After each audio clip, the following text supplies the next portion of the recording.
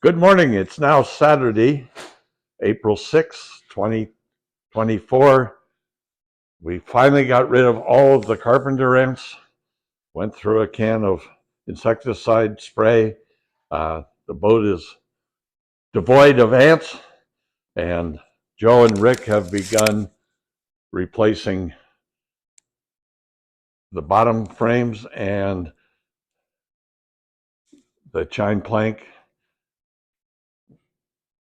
We're going to have to replace what, Joe? Most of these? Yeah, it's pretty much so far every frame from except for the very front one. Every other frame is gonna have to be completely redone. I mean, there's just This one's that one I just haven't taken off yet because okay. the top has it's getting punky and got dry rot. But as you can see, this is the frame that has already been replaced, and you can see, I mean, it's just there's nothing left to it. So unfortunately, we're gonna have to go through and replace every frame. It's really not too bad though. I mean, a lot of the chine frame on this side particularly has more rot than the other side. The other side I'm only gonna have to replace about 4.5, 5 feet. This one I'm gonna have to do probably right about somewhere in here, clear all the way back. There's nothing left to it. It's weak. I mean, when you can take it and twist it, that's usually not a good sign. Um, and back here is I just wanted to point bad. out, guys, be careful about rocks. This boat tangled with the bottom with rocks or something really hard at one point, and this particular frame is broken through and through. And here's a really good example of what we're dealing with.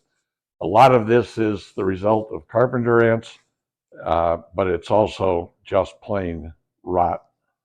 Yeah, I mean, I've seen dry rot in boats before, but not quite to this extent.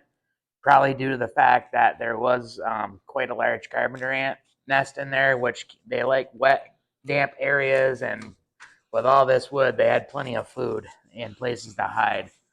And the keel's gone. We have to replace most of the keel, right? Yeah, that is there's quite an extensive piece of work we're gonna have to do with that one to make sure that it's strong and stable enough. Because we remember right, this is getting a 327F in it, so it's gonna have plenty of torque.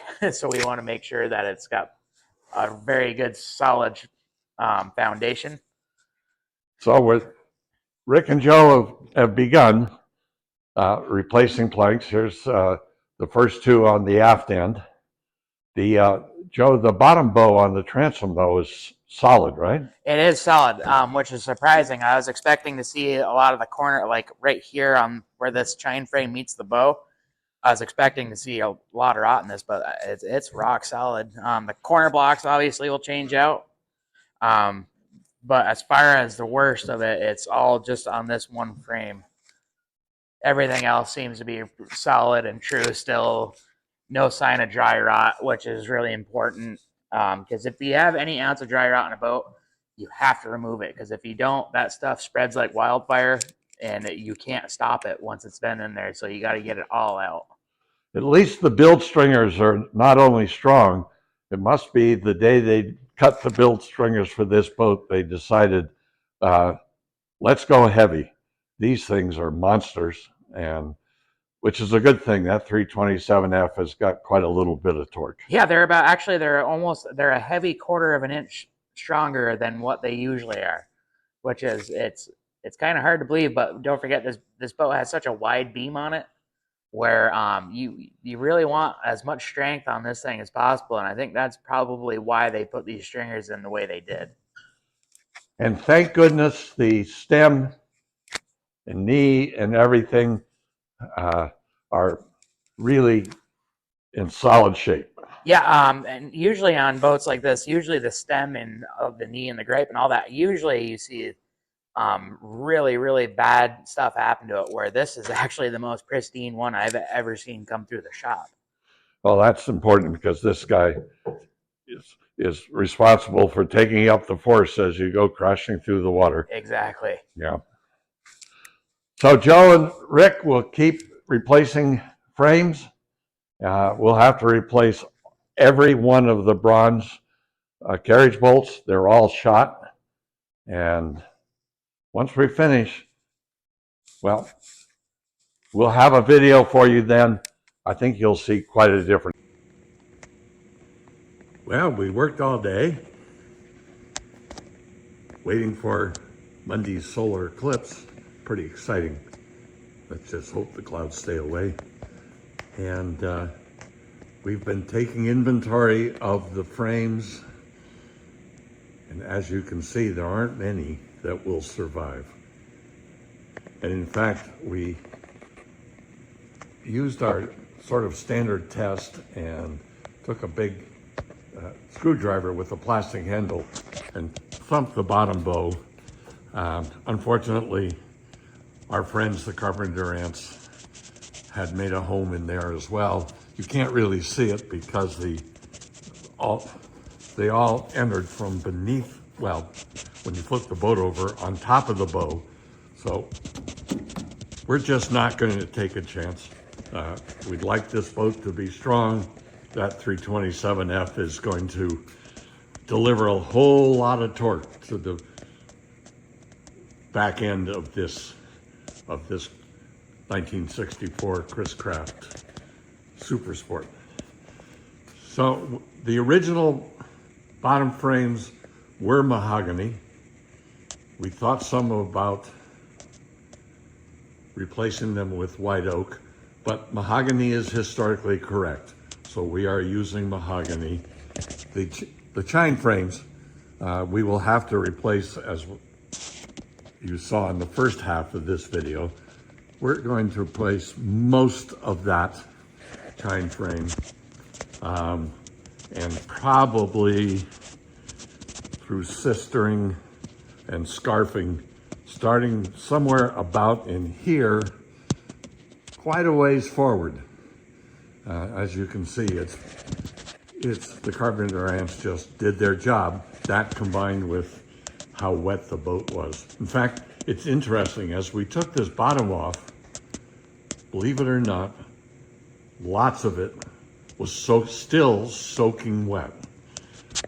This boat's been in here, I'd have to go check our records, but this boat's been in here for several months at this point. So we've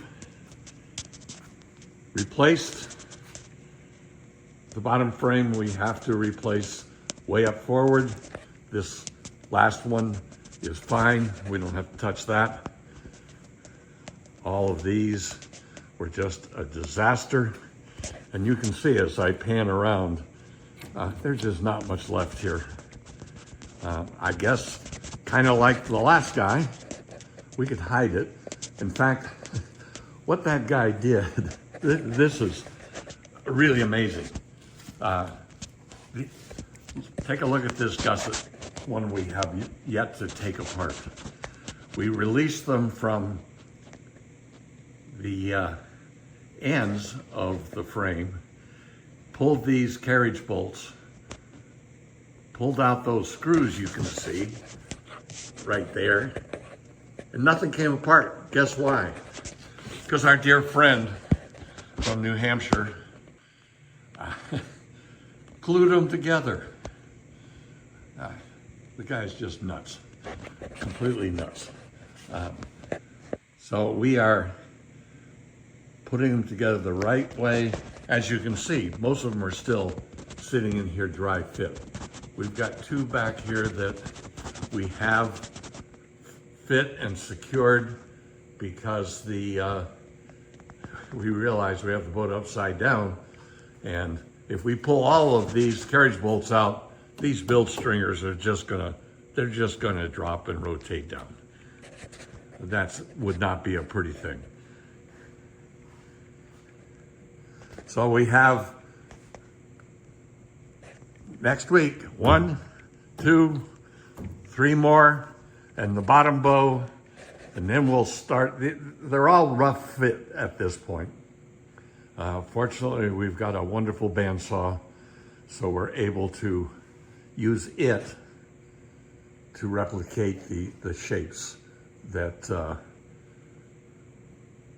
we need to fabricate to match what was in this boat.